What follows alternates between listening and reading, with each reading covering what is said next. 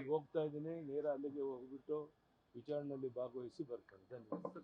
ಈಗಾಗಲೇ ಜನ ಅನೇಕ ಸಂಕಷ್ಟಗಳಿಗೆ ಸಿಕ್ಕಿ ಬೆಲೆ ಏರಿಕೆಯಿಂದ ತತ್ತರಗೊಂಡಿದ್ದಾರೆ.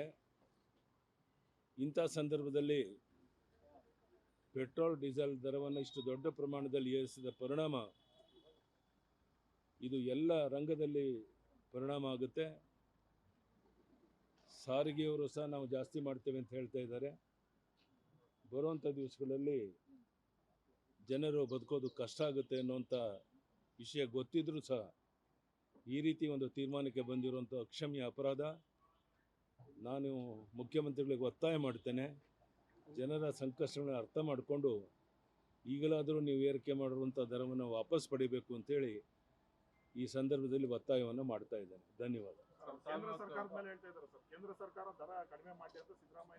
ಅಲ್ಲ, ಸಿದ್ದರಾಮಯ್ಯನವರು ಯಾವತ್ತೂ ಅದನ್ನು ಹೇಳ್ತಾರೆ. ಕೇಂದ್ರ ಸರ್ಕಾರದ ಕಡೆ ಬೆಟ್ಟು ತೋರಿಸೋದಕ್ಕಿಂತ ನೀವೇನು ಮಾಡ್ತಾ ಇದ್ದೀರ ಅನ್ನೋದು ಬಹಳ ಮುಖ್ಯವಾಗಿದೆ. ಬೇರೆ ರಾಜ್ಯಗಳಿಗೆ